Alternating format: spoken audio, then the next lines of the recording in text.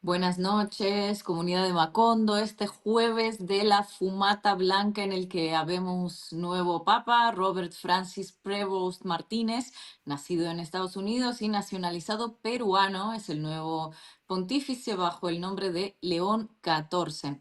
Lo nombró cardenal el propio Francisco en 2019, así que parece que se trata de un perfil continuista de alguien cercano al anterior papa, que sin embargo no figuraba entre los candidatos más probables que estuvimos analizando en los programas anteriores. Como les dije, sigue aparentemente la línea del anterior papa en temas del medio ambiente, migración y pobreza. De hecho, considera que uno de los mayores legados de Francisco es una iglesia pobre, una iglesia que camina con los pobres y que sirve a los pobres, pero parece que es más conservador en asuntos de género y LGBT. De todas maneras, es un papa y la iglesia es lo que es, así que tampoco le vamos a pedir peras al olmo, como se dice por acá, por España.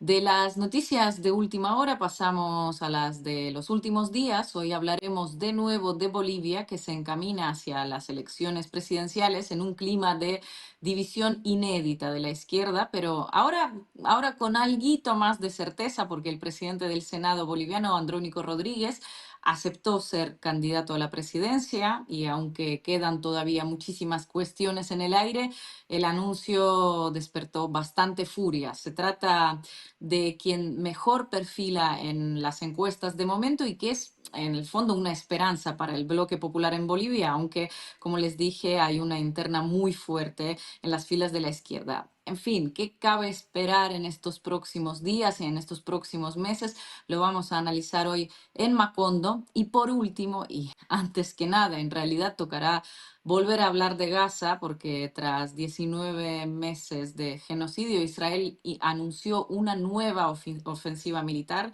para una ocupación total de Gaza y el desplazamiento de su población hacia otros territorios. El plan parece estar a punto de ponerse en marcha y como en los previos 19 meses, el mundo no solo mira para el otro lado, sino que colabora activa y económicamente con el Estado de Israel, como es el caso de España, por ejemplo, que tiene una relación comercial en el rubro armamentístico más robusta que nunca. Hoy vamos a hablar con una de las mejores especialistas en Oriente Medio, la periodista de la que aprendemos tanto no solo sobre aquella región, sino también sobre el pacifismo y los derechos humanos. Vamos a hablar con Olga Rodríguez, así que no se pierdan su análisis, váyanse conectando a Macondo, no se olviden de dejar sus comentarios, sus me gusta, así cada vez más gente va a ver este programa y vamos a arrancar. Bienvenidos y bienvenidas. Buenas noches, Ina. Buenas noches, Marquito Teruggi. Bueno, realmente habrá que analizar pues, más adelante este nuevo papa, este nuevo papado, que además puede llegar a ser un papado muy largo. No, esto no tiene por qué ser, pero es un papa relativamente joven, tiene 69 años, y como todos sabemos, algo que renuncian, que han sido muy pocos en la historia, siguen de por vida. Y los papas suelen ser personas que viven muchos años, así que quién sabe por cuánto tiempo contaremos dentro de la Iglesia Católica. Los creyentes tendrán como papa a León XIV. Por lo que se sabe, lo que acaba de decir Ina, da la sensación de que puede ser una cierta continuidad con el papado de Francisco. Es estadounidense, pero tiene nacionalidad peruana, es una persona muy vinculada a América Latina, designada de hecho por el Papa Francisco en su momento para ser como el responsable de toda la diócesis de América Latina, y que además elige un nombre que, si vamos a la historia de los papas del Vaticano, León XIII fue el que hizo una encíclica que se llamaba Rerum Novarum, o sea, sobre las cosas nuevas, que fue la que dio origen a la doctrina social, ¿no?, de la Iglesia, a una suerte de misión social o sea, favorable a los pobres y a los trabajadores. Veremos si esto se refleja después en su papado. Pero ahora vamos a meternos con Israel. Ya tenemos la presencia de Olga Rodríguez, que como dice Ina, es una de las periodistas en habla hispana, por lo menos, que más conoce lo que sucede en Medio Oriente, que ha estado en el territorio en muchas oportunidades y que ha estado en Macondo también hablando sobre este latrocinio, sobre este genocidio que está en curso desde octubre de 2023 y que ahora, por aprobación unánime del gobierno de Netanyahu, se prepara para una fase de ocupación total, sin pensar, del territorio de Gaza y desplazamiento más hacia el sur, quién sabe hacia dónde, de la población gazatí, que en este momento sufre un bloqueo total de agua, de alimentos, hay una situación de hambruna, es una terrible situación humanitaria, más de 56.000 muertos contabilizados, quién sabe en qué número estamos. Pero damos la bienvenida a Olga acá a Macondo. ¿Cómo estás, Olga? ¿Y qué podemos decir a partir de este nuevo plan? Bueno, este plan que yo discutiendo con los compañeros sobre qué no un título ponerle al programa, si es una solución final, si es el planteo israelí de una solución final, y nos quedó la duda de ponerle ese nombre por bueno, toda su referencia a lo que fue la solución final de los nazis, pero es un plan de exterminio, ¿sí? Así abierto prácticamente. ¿Qué tal? ¿Cómo están? Es un placer estar con ustedes nuevamente. Es un plan que contiene una intención genocida, una vez más. Así lo han expresado en su último comunicado urgente los relatores y las relatoras de Naciones Unidas, que son expertos independientes, que han expresado nuevamente la gravedad, que han lanzado nuevamente un SOS pidiendo, rogando a la comunidad internacional, a los estados europeos también en concreto, que hagan algo, que impidan este genocidio, que impidan este arrinconamiento anunciado en el sur de Gaza con la intención de expulsión, de nuevas masacres y sí, con una intención de exterminio en el sentido de que continúan las personas masacradas cada semana. En las últimas horas ha habido, tan solo en un ataque, por ejemplo, más de 100 personas muertas. Naciones Unidas resaltaba recientemente que desde el 18 de marzo, cuando se reanudaron los ataques contra la Franja de Gaza por parte de Israel, han podido identificar al menos 36 ataques en los que las víctimas mortales solo han sido niños, niñas y mujeres. Y este es un informe de ya hace 3 semanas aproximadamente. Desde principios de marzo la franja está totalmente cerrada a cal y canto. Hay un bloqueo continuado por parte de Israel a la entrada de ayuda humanitaria, lo que también en sí mismo, según el derecho internacional, según expertos del derecho internacional, constituye una intención genocida. Esto es usar el hambre como arma de guerra. Hay hambre, hay desnutrición, hay enfermedades causadas por la falta de productos fundamentales para la vida y por lo tanto se están detectando nuevamente muertes de personas porque no pueden acceder a alimentos, a agua potable y a medicinas esenciales para poder sobrevivir. Es una crónica en directo. Los anuncios del gobierno de Netanyahu son siempre crónicas anunciadas ante las cuales la comunidad internacional occidental no solo no hace nada, sino que tenemos a Estados Unidos financiando y facilitando el genocidio, también a varios países europeos apoyándolo, a una Unión Europea que decidió que se podía continuar recientemente en un encuentro que hubo al respecto con su acuerdo comercial de asociación preferencial con Israel, cuyo artículo 2 indica que este acuerdo, su vigencia, está vinculada al respeto de los derechos humanos por las partes. Es evidente que Israel incumple los derechos humanos de manera continuada, pero este acuerdo sigue vigente. Y tenemos a toda Europa prácticamente con sus relaciones normalizadas con Israel, con sus vínculos armamentísticos sostenidos e incluso un país como España, que ha defendido y ha anunciado que reconocía el Estado palestino, sigue manteniendo relaciones armamentísticas con Israel y, de hecho, en su último informe, emitido esta semana por el Centre de las de Estudios por la Paz, se desvela, se detalla y se subraya que las relaciones armamentísticas de España con Israel son más abundantes y más lucrativas que nunca desde octubre de 2023 hasta hoy. Esta es la realidad. Nadie podrá decir en el futuro que no lo sabía, pero sigue ocurriendo con una enorme obscenidad y con la presencia clara y evidente de crímenes de guerra, de crímenes de lesa humanidad y de genocidio en curso en Gaza. Olga, gracias por estar nuevamente en Macondo. Justamente hoy Donald Trump anunció que iba a dar algún tipo de información sobre Gaza respecto a los planes y está por viajar a Medio Oriente. ¿Cómo leer los tiempos que se están moviendo? Por un lado, el anuncio de parte del gobierno de Israel o la información que se dio a trascender acerca de este plan de, entre comillas, conquista y acorralamiento de toda la población en el sur y el viaje por venir de Donald Trump. ¿Hay alguna articulación ahí? Porque claro, uno pensaría que es difícil que Israel avance sin algún tipo de luz verde de Trump, pero también Trump tenga su propio plan o su propio proyecto para con Gaza. Bueno, el viaje de Trump va a ser muy importante. Aquí hay una cuestión de fondo que es la voluntad de Trump desde hace mucho, ya en su anterior mandato, de impulsar los acuerdos de Abraham y el papel fundamental de Arabia Saudí en la región y el papel que Trump querría dar a Arabia Saudí con respecto a Israel. Como saben, como sabéis, los acuerdos de Abraham impulsados por Trump y continuados por Biden consistían en normalizar las relaciones de Israel con varios países árabes de la región y así se hizo. Y estaba en curso la posibilidad de que esos acuerdos también fueran suscritos entre Israel y Arabia Saudí.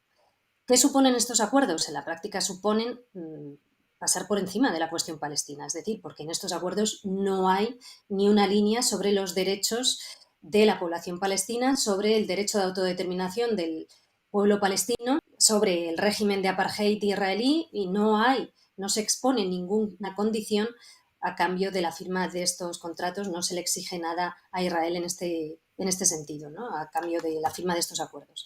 ¿Qué ocurre? Que en estos momentos Arabia Saudí está poniendo como condición poder desarrollar un programa nuclear propio y, por supuesto, el reconocimiento del Estado palestino. Y eso en estos momentos está en stand-by, porque Netanyahu no va a reconocer ni su gobierno el Estado palestino. Por eso estos acuerdos de Abraham no avanzan. Existe gran expectación sobre qué va a hacer Donald Trump al respecto. En las últimas horas han surgido informaciones, rumores sobre incluso la posibilidad de que Trump haya renunciado ya totalmente, al menos por el momento, se haya rendido a presionar o a seguir intentando que en este viaje consiga algún tipo de compromiso en este sentido. En todo caso, estamos viendo siempre cómo muchas de las cuestiones que ocurren en Gaza y muchas de las declaraciones públicas que efectúa el gobierno israelí siempre están vinculadas también a los movimientos que hay en Estados Unidos. Ocurría con la administración Biden, veíamos cómo la administración Biden tomaba determinadas decisiones o cada vez que alguno de sus enviados especiales viajaban a la región ocurrían cosas, o antes de que viajaran Netanyahu soltaba desafíos y vemos cómo también ocurre ahora. En todo caso, tanto antes como ahora, lo que contemplamos es que Estados Unidos es el gran aliado de Israel, es el país que sigue facilitando y financiando el genocidio en Gaza, la ocupación ilegal, la anexión de nuevos territorios, no solo en Gaza y en Cisjordania, también en Siria. Sabemos que desde la caída de Bashar al-Assad hasta hoy, Israel ha aprovechado para extender su ocupación ilegal más allá de los altos del Golán sirios y también ha anunciado nuevos asentamientos con colonos israelíes en territorio sirio, no solo en Cisjordania, donde sigue anexionándose territorio, donde sigue aplastando a la población palestina y sofisticando de una manera más perversa el régimen de apartheid, ¿no? Con palizas, maltratos, ataques continuados a la población palestina en Cisjordania. Olga, muchísimas gracias por estar aquí. Te quería preguntar un poco qué queda a estas alturas a nivel de la resistencia regional. Hace poco ha habido un ataque de los hutíes de Yemen contra el aeropuerto de Tel Aviv. Parece ser que Netanyahu también presiona a Trump para un ataque contra Irán. ¿Qué pasa con Hezbollah? ¿Cómo se articulan todas estas fuerzas en respuesta? Porque solo leemos en titulares noticias sobre lo que arroja Israel sobre Gaza y no hay como una respuesta, ¿no? Bueno, los hutíes están siendo un elemento importante en todo este tablero porque no han cesado de lanzar ataques de más o menos intensidad en el Mar Rojo y también han intentado alcanzar territorio israelí. Lo hacían el otro día, por ejemplo, con un ataque menor en el aeropuerto israelí de Tel Aviv, donde causaron daños menores, pero tiene toda una carga simbólica y más allá. Evidentemente, las acciones militares de los hutíes provocan daños, ¿no? Se ha llegado a un acuerdo al respecto entre Estados Unidos y Yemen en este sentido, provisionalmente, pero eso no significa que la tensión continúe entre Israel y los hutíes. De hecho, Israel contestaba a ese ataque con un ataque al aeropuerto de Sanaa, la capital de Yemen, hace tan solo unos días. De fondo, lo has mencionado, Ina, y esto es muy importante, ¿no? Netanyahu quiere, en esa voluntad de cambiar el mapa de la región, palabras textuales de Netanyahu, lanzadas ya antes de los ataques de Hamas del 7 de octubre de 2023, la propia sede de Naciones Unidas lo dijo un mes antes, en septiembre de 2023, la voluntad de cambiar el mapa de Oriente Medio. Y en esa estrategia y en ese objetivo político y militar continuado del gobierno israelí en este sentido, se encuadran sus acciones en Yemen, en Líbano, en Siria, en Palestina, con el objetivo final de que haya un cambio de régimen en Irán. Es decir, Netanyahu lo que querría es contar con la aprobación, con el visto bueno y con el apoyo de Estados Unidos para ese enfrentamiento con Irán, para ese ataque a Irán, para ese ataque al gobierno iraní o a territorio iraní. Y de hecho, según publicaciones estadounidenses, hay divisiones de opiniones en el seno de la propia administración Trump. Trump en estos momentos estaría en desacuerdo con este objetivo de Netanyahu, quiere seguir indagando en las negociaciones con Irán y ha habido otras voces que en estos momentos, de momento, aún no son las que tienen la voz mayoritaria en este sentido, que estarían dispuestas a iniciar esos ataques contra Irán o a provocar ese enfrentamiento con Irán, un enfrentamiento mayor y militar. Este es el guión de Netanyahu.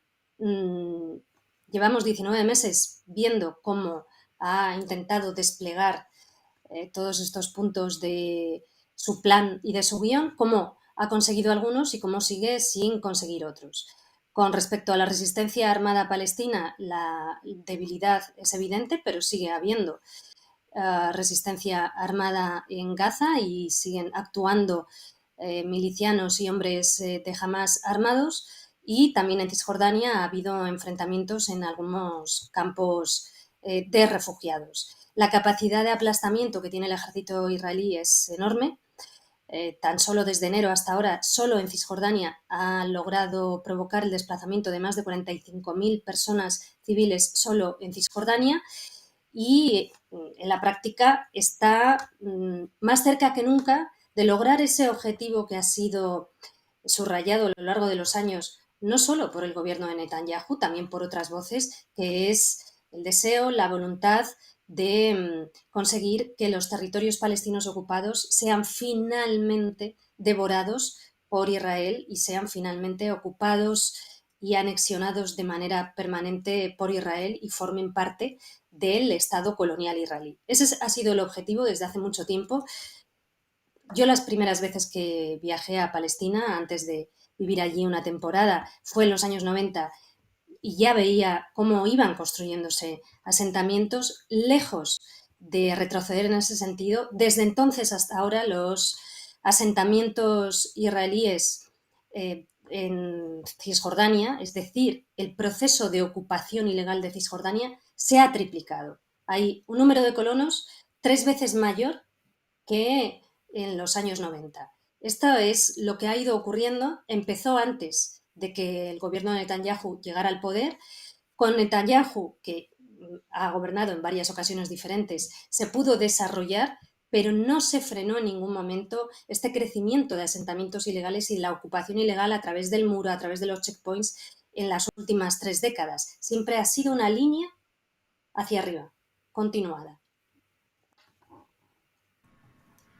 Olga, ahora con la aprobación de este plan de ocupación y, bueno, apropiación del territorio de Gaza y el desplazamiento hacia el sur, parece bastante claro que ningún pronunciamiento europeo, por ejemplo, esta declaración conjunta que hizo España con Irlanda, con algunos países cuestionando este plan, va a afectar en nada la política de Netanyahu. ¿Qué queda para esos 2 millones de gazatíes que van a estar, no sé, recluidos hacia Rafah? El plan de Israel que es desplazarlos hacia Egipto, es que se vayan del país, ¿cómo se termina de cerrar ese plan de Netanyahu, por lo menos en tu mirada?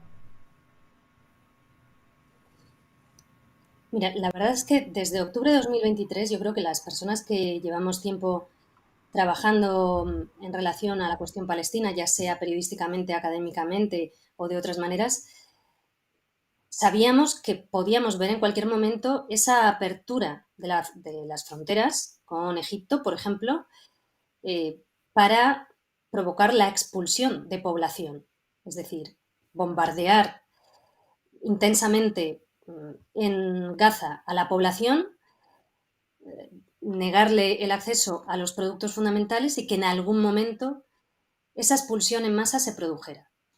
Bien, por diferentes razones, esa imagen no se ha producido, pero a lo largo de estos 19 meses ya hemos visto como decenas de miles de palestinos, los que han podido, se han ido, los que han podido y querido. Hay mucha gente que se ha resistido a abandonar sus casas porque sus padres, sus madres, sus abuelos y sus abuelas son las personas refugiadas de 1948 o de 1967 y conocen muy bien el relato, conocen muy bien qué ocurrió, qué le ocurrió a su propia familia cuando dejó sus casas, cuando dejó su territorio pensando que era algo temporal y que podrían volver y nunca más pudieron volver, ¿no?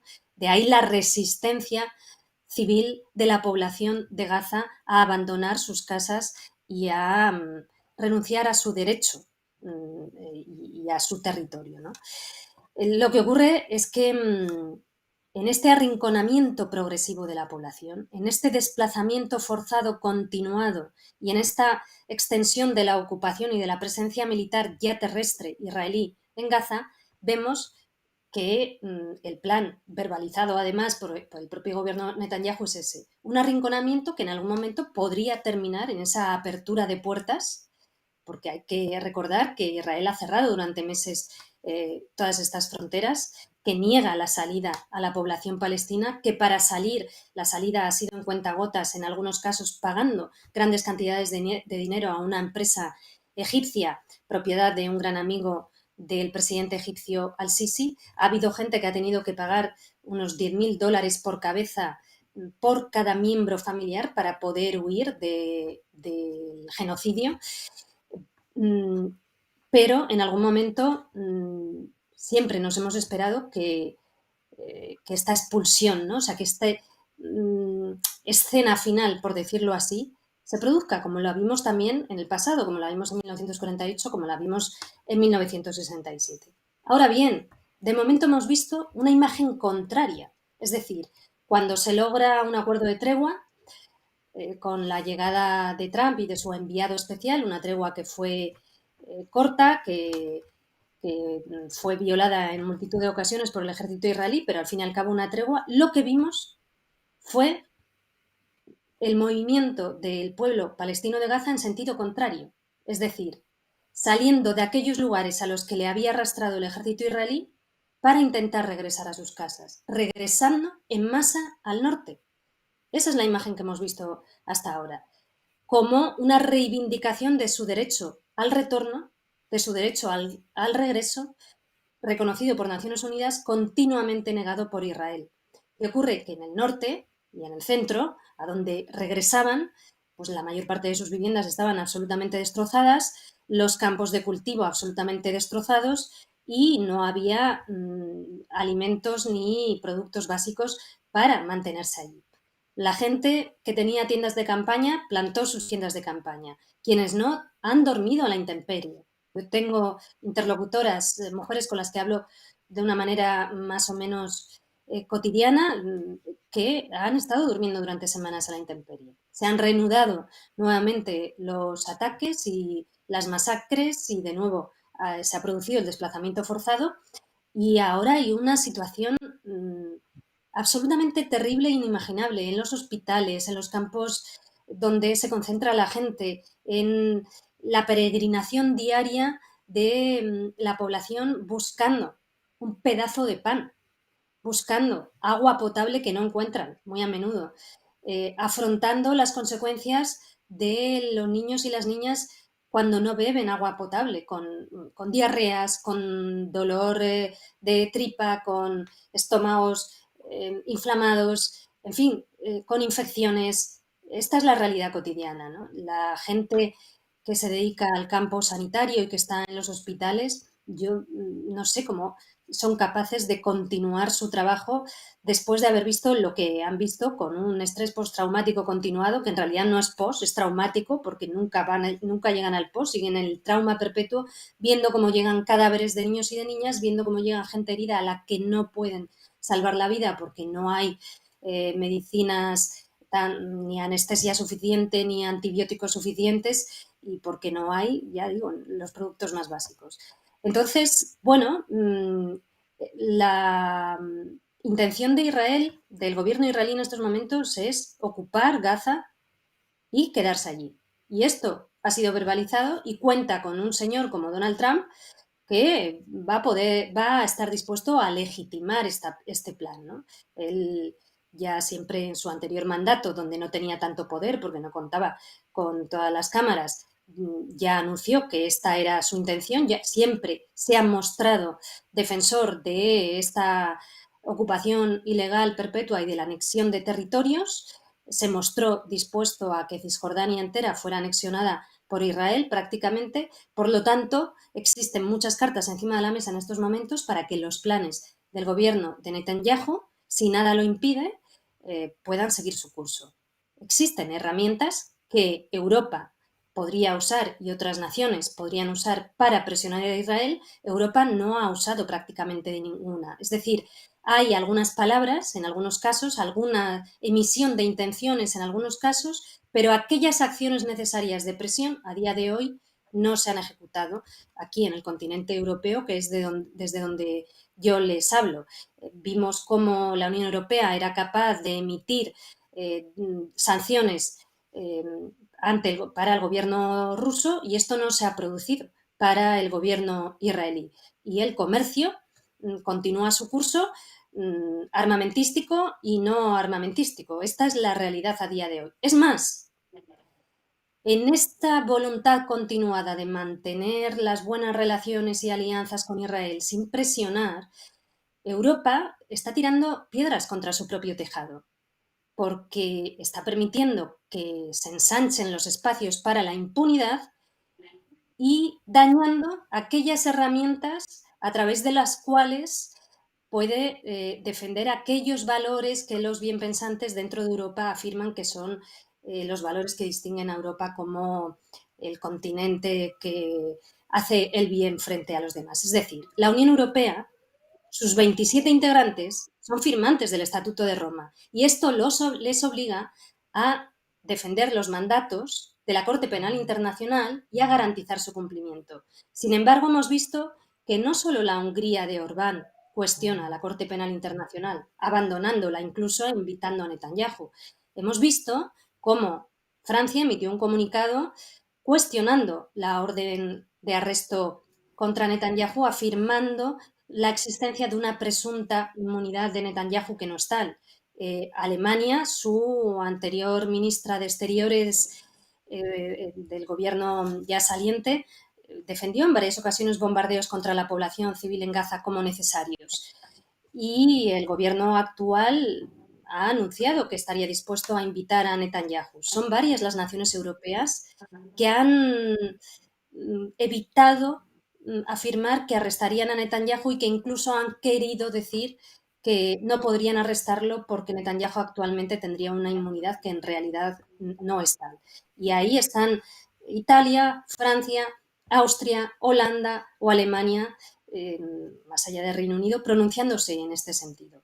Por lo tanto, vemos un retroceso para el derecho internacional, que siempre ha sido débil, de doble rasero, por supuesto, pero que ahora, incluso en la propia Europa, ya ni siquiera se guardan las formas y se dice públicamente que, ojo, porque con el aliado israelí también hay excepciones en lo que respecta a la Corte Penal Internacional y al derecho internacional, en pleno genocidio.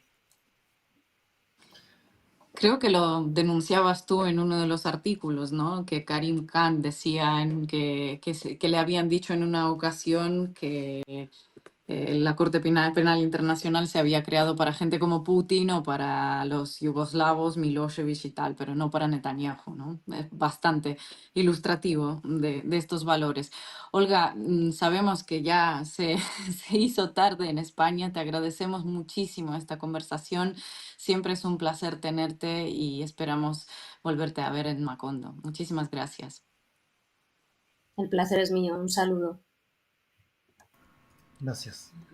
Bueno, Ah, vamos al corte. Estaba aquí, me saltó un tuit curioso sobre el nuevo Papa denunciando las masacres en Perú de Dina Boluarte cuando metieron preso a Pedro Castillo. Me acordé de la reciente felicitación de Dina Boluarte del nuevo Papa. Ya se está viralizando ese corte. Mírenlo. Vamos a la tanda publicitaria y volvemos con Bolivia.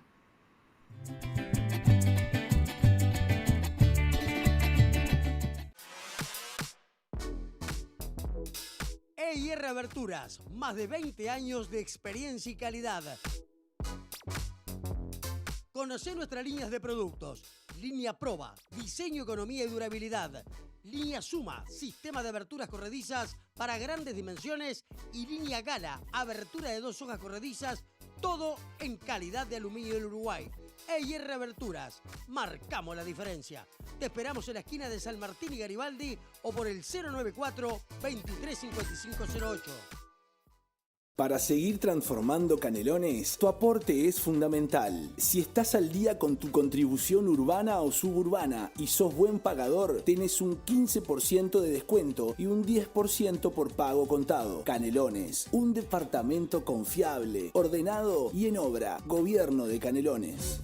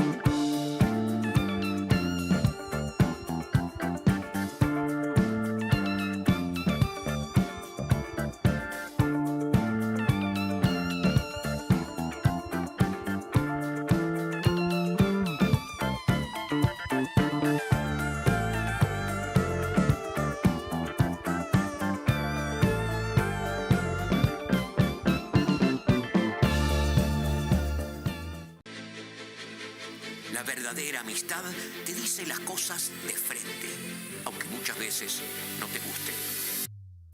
Porque tiene la honestidad por virtud y es auténtica.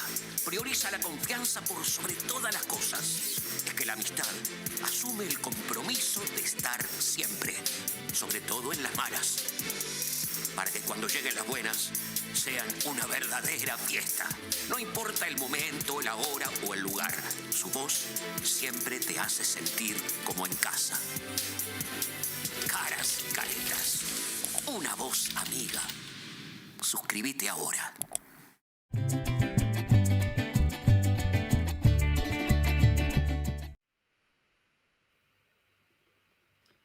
Volvemos con Macondo y nos vamos de la tragedia o la barbarie que está pasando en Gaza a nuestro continente y nos vamos más precisamente a Bolivia porque están pasando cosas de cara a las elecciones de este 17 de agosto, que van a ser las presidenciales, la primera vuelta al menos, y faltan pocos días para que cierren las inscripciones a las candidaturas para quienes aspiren a la presidencia y además hay que presentar las listas para las cámaras de diputados. En todo caso que, en términos argentinos, se diría que está en plena rosca política descubrí que en México se dice la grilla política, que sería un sinónimo de la rosca política. No sé cómo se dirá en España o en otros países, pero bueno, es como todo lo que está como tramándose para ver quiénes van a ser finalmente los candidatos. Y en ese escenario, que acá lo hemos hablado, venía álgido y cuando no muy preocupante en la interna, estamos hablando de la interna entre Evo Morales y Luis Arce, apareció como candidato Andrónico Rodríguez, que acá lo habíamos mencionado hace unas semanas analizando cómo estaba la situación, que dijo el pasado 3 de mayo que aceptaba ser candidato a la presidencia. Lo hizo desde Oruro, en los Andes bolivianos, había un acto, había sindicatos, movimientos sociales, incluso ya había banderas que decían Andrónico, por lo cual había ya una, digamos, coreografía preparada y dijo acepto. Y entonces de repente la fotografía actual es que tenemos a Luis Arce, que ya dijo que va a ser candidato a presidente y tiene la sigla del MAS para poder presentarse, a Andrónico Rodríguez, que dice que va a ser presidente y todavía no se sabe por qué partido lo va a hacer, él no tiene instrumento político, pero se presupone que lo va a poder conseguir, y Evo Morales, que también dice que va a poder inscribirse para las elecciones, aunque pesa sobre él la inhabilitación del Tribunal Constitucional, que hasta el momento, de facto, no le estaría permitiendo presentarse. Para hacer un poquito más de contexto, antes de abrir un poco la palabra, Andrónico Rodríguez durante un tiempo fue visto como una posible figura, diríamos, de, no sé si mediación, pero equilibrio entre las partes. Incluso lo había mencionado Álvaro García Linera cuando comenzó la interna muy fuerte, dijo, bueno, ¿y por qué ambos, Evo Morales y Ulises Arce, no dan un paso al costado y dejan que Andrónico Rodríguez sea candidato? En ese momento le subieron piedras políticas de ambos lados. Esa idea quedó encajonada, pero siempre se planteó la posibilidad de que pudiera ser una figura intermedia. De hecho, no se metió muy fuertemente en la interna. En la interna boliviana se dijeron muchas cosas y muy pesadas. Se han acusado de numerosos cargos, de los cuales es difícil desdecirse después, pero estaba más claramente del lado de Evo. Pero evidentemente la decisión que tomó fue lanzar su candidatura. Y la reacción del lado del evismo, la verdad que también fue pesada. Lo acusaron de varias cosas que ahora vamos a abordar. Pero bueno, eso es un poco el mapa de lo que hay ahora, ¿no? La vez pasada hablábamos de cómo había 3 figuras emergentes. Bueno, hoy hay 3 figuras claves que están aspirando a ser presidentes. Una podría recibir algunos apoyos, que es Andrónico, pero no está claro y quedan muy pocos días para que todo esto termine, por lo menos en el papel de las inscripciones electorales, de estar resuelto.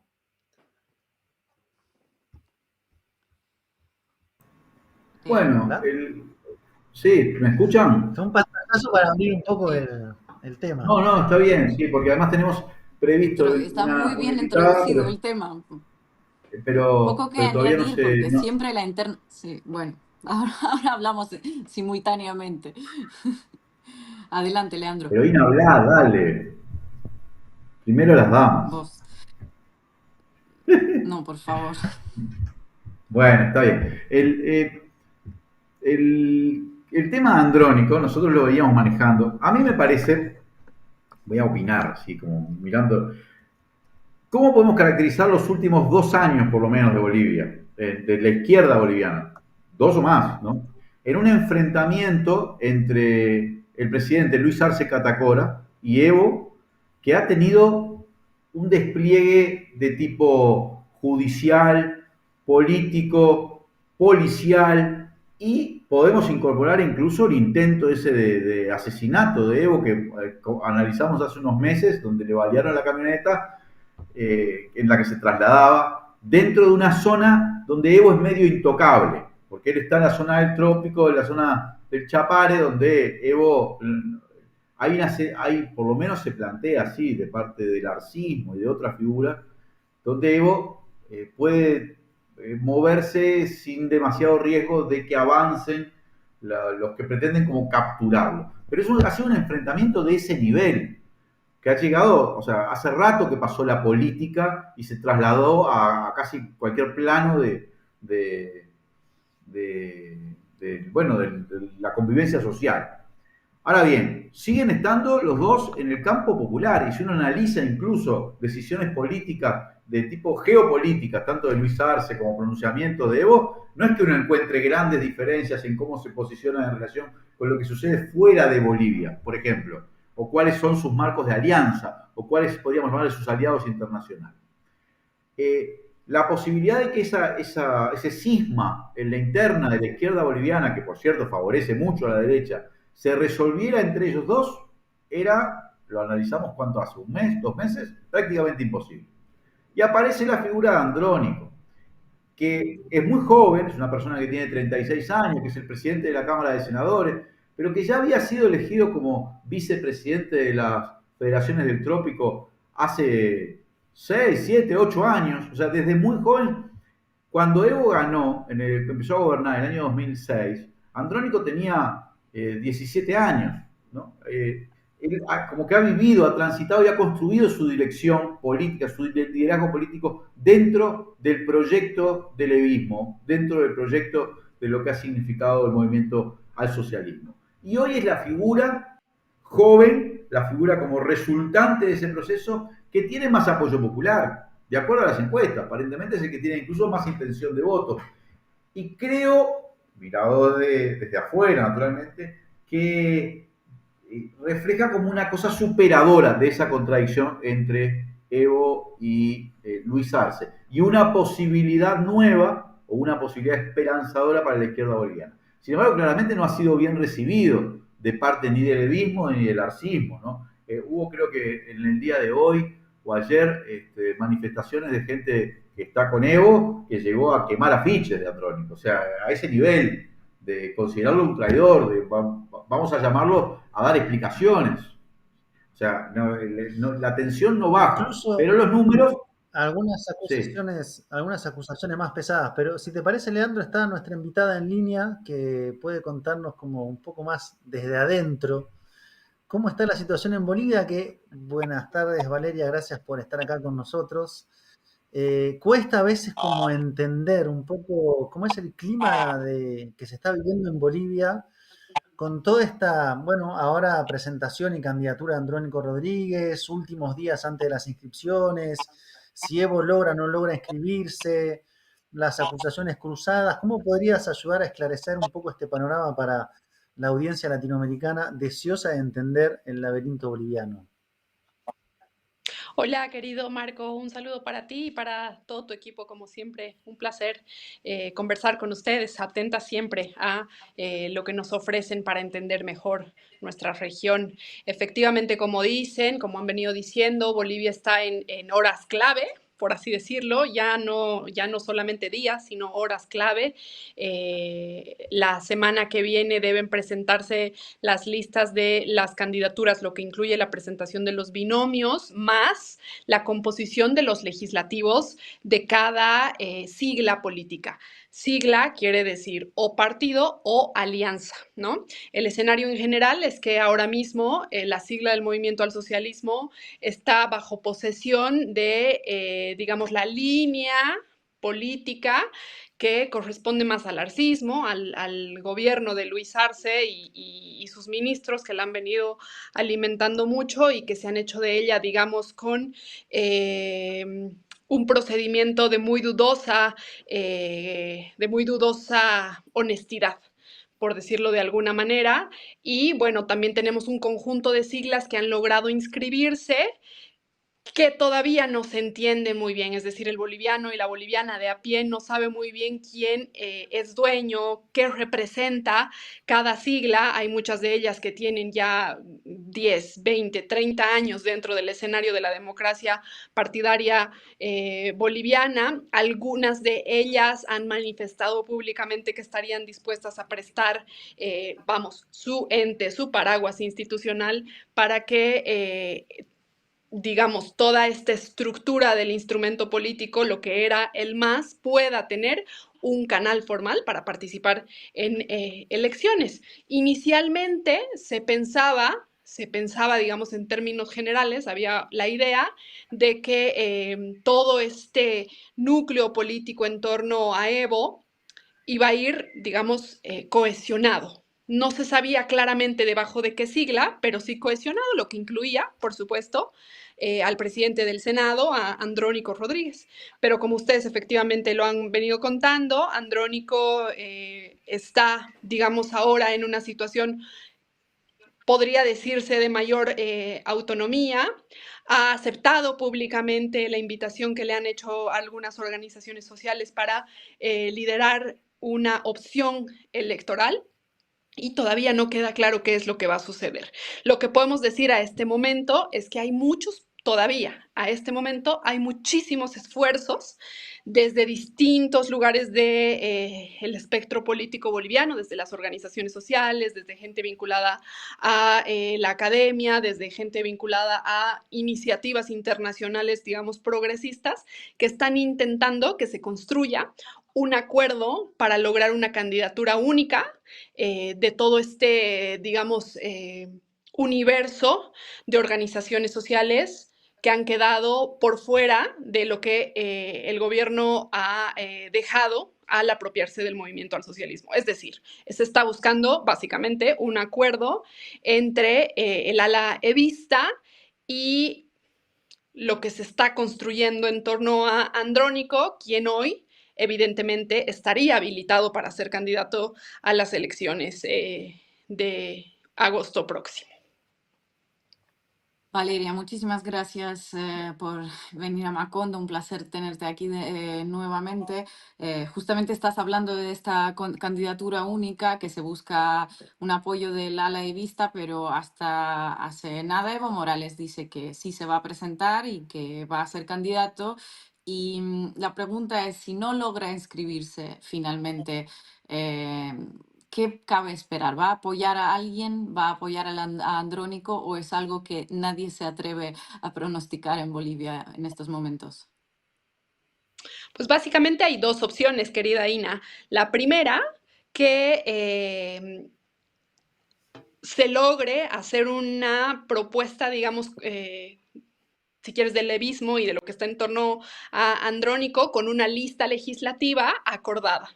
Creo que esto podría ser un buen camino para Evo Morales en caso de que lo inhabiliten, porque así lograría que su estructura, tanto sindical como dirigencial, que representa de una manera excelente el espíritu del instrumento político, tenga posibilidad de accionar institucionalmente, sea quien fuera el conductor o la conductora del Ejecutivo, ¿no? Esa es una opción, ¿no? Si Evo es inhabilitado, es una opción que se construya un aparato único. La otra opción, que también está dentro del escenario de las probabilidades, es la apuesta por el boicot de las elecciones, lo cual para muchas de las personas que están ahora mismo en el entorno de Evo Morales es una opción, digamos, ganadora.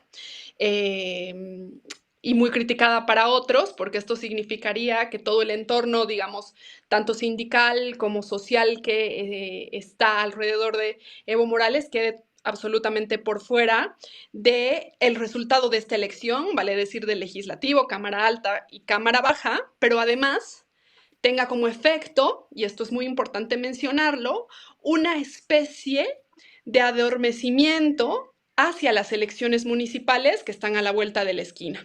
Entonces, definitivamente, desde mi punto de vista, Evo Morales, que es un animal político de alta categoría, sabrá medir en los momentos justos qué es lo que mejor le conviene al movimiento popular y al movimiento campesino que él lidera, ¿no?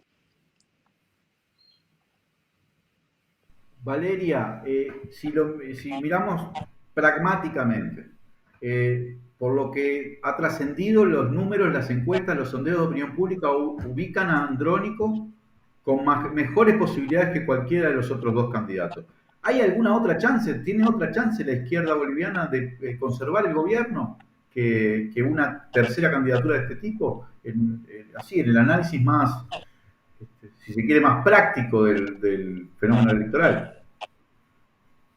Sí, podríamos hablar de voluntades infinitas y de perfiles infinitos, pero lo que nos están diciendo hasta ahora todos los estudios, los de medios de comunicación, los propios, los de, digamos, impulsos internacionales progresistas, es que quien mejor mide definitivamente es Andrónico. Desde mi punto de vista, una candidatura unificada, una candidatura que pueda lograr unificar al levismo con todo este impulso, digamos, y toda esta convocatoria que está logrando Andrónico permitiría incluso un triunfo en primera vuelta, ¿no?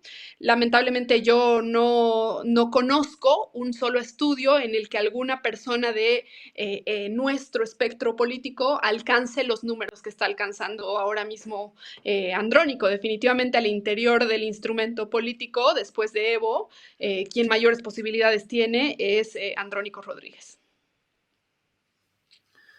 Valeria, te voy a hacer una pregunta como de cultura política, porque cada país tiene su propia cultura, su idiosincrasia, y en el caso de Bolivia uno ve el tenor de las declaraciones, de las cosas que se dicen. Yo hoy escuché a un dirigente social que habrá hablado ayer, que dijo que toda la derecha estaba financiada por la Embajada de Estados Unidos y Andrónico Rodríguez también. Entonces, hay como determinadas declaraciones que uno las escucha y dice, pero ¿cómo se reconstruye después de decir palabras de esta naturaleza? Entonces mi pregunta es, en la cultura política boliviana, ¿es como de cierto uso y costumbre decirse cosas muy pesadas y después poder reconstruir, reacercarse? ¿O ves que efectivamente las cosas que se dicen, porque visto de Argentina, que muchos filtros no tenemos a veces, pero cuidamos de algunas formas un poco más, efectivamente se están pasando límites que uno se pregunta después cómo se sientan a hablar? O en la cultura política boliviana esto funciona así, uno puede acusar al otro y después sentarse y hacer un acuerdo y aquí medio que no ha pasado nada. Bueno, yo ahí, digamos, discrepo un poco contigo. Lo que pasa es que la imagen que se tiene hasta ahora del movimiento al socialismo, la que hemos tenido hasta antes de esta elección, es una imagen muy unificada. Es una imagen de 60% en elecciones, es una imagen de ganar en primera vuelta, es una imagen de ganar revocatorio, es una imagen de aprobar constitución política del Estado con cerca del 60%, ¿no? Esto les ha ido costando a otros proyectos, digamos, de izquierda o progresistas como lo que ha sido el kirchnerismo en Argentina, ¿no? Es decir, se han dicho cosas, uno se ha ido a un lado y al otro, pero a la hora de armar listas se han sentado y han arreglado sus diferencias, ¿no? No ha pasado nada si alguien se ha ido al macrismo por un tiempito, si alguien no sé qué o no sé qué, lo han hecho.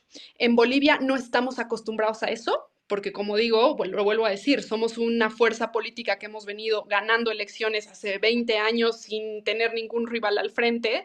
Entonces, por supuesto que a toda la militancia, pero también a la sociedad boliviana le llama muchísimo la atención lo que está sucediendo ahora y lo que viene sucediendo desde que se muestra, digamos, desde que se empezó a mostrar la distancia entre Evo Morales, el conductor del proceso de cambio, y el presidente Luis Arce. Por supuesto, ahora, en tiempos preelectorales y con el calendario encima, las horas de oro de las que hablábamos al principio, las tensiones se elevan.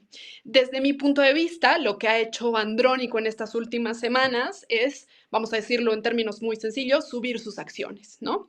Decir, bueno, si me van a insultar, recuerden que yo tengo cosas para mostrar, es decir, tengo un músculo para mostrar. Soy el presidente del Senado, he sido el segundo hombre de el sector social con mayor profundidad, digamos, ideológica, que estamos hablando del trópico de Cochabamba, de los cocaleros.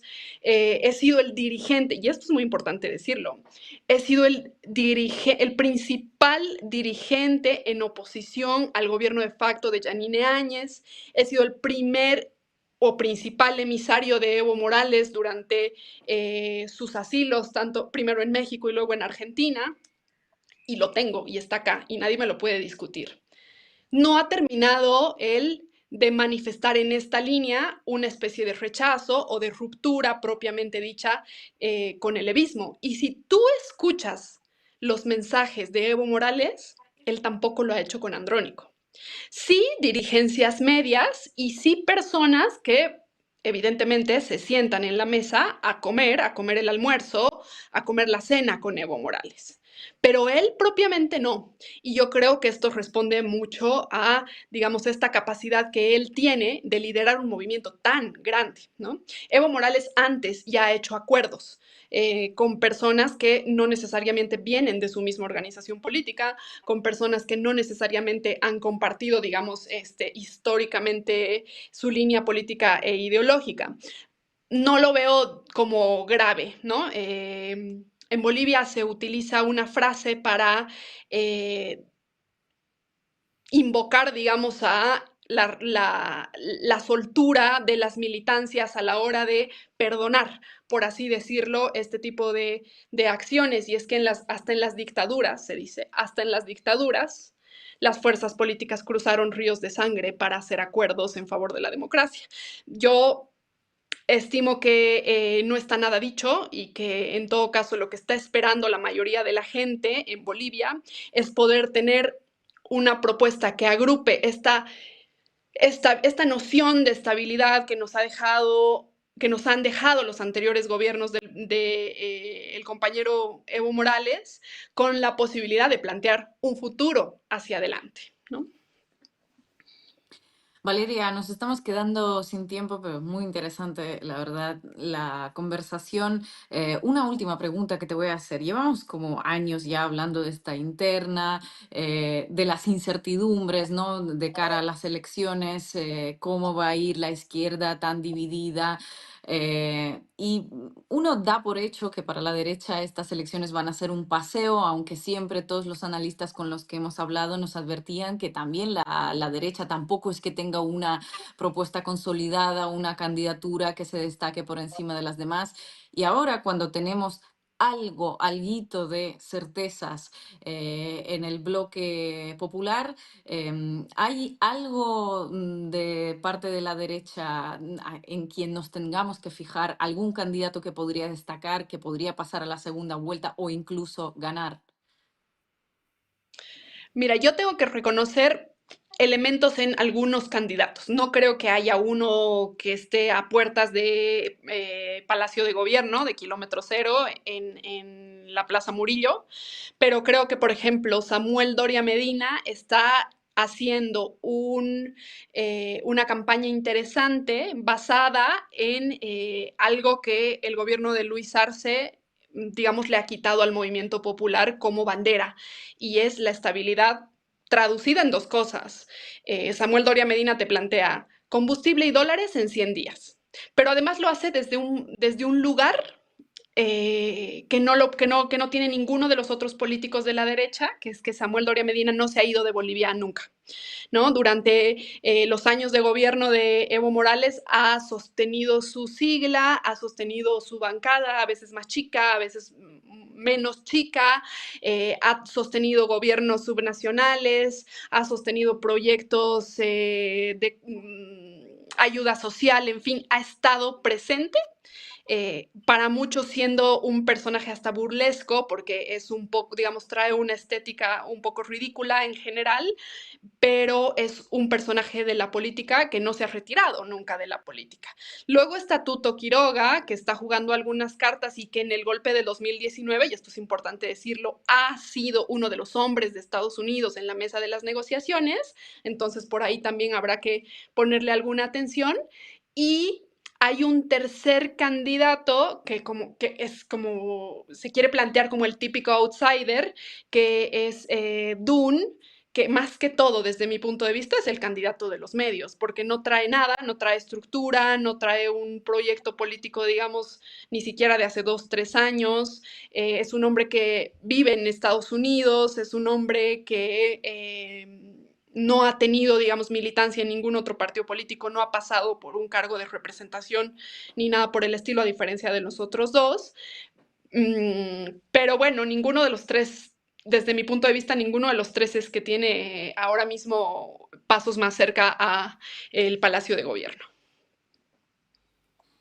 Valeria Silva, muchísimas gracias por esta conversación. Como te dije, un placer tenerte en Macondo. Muchas gracias. No, para mí el placer. Un abrazo, compañeras y compañeros.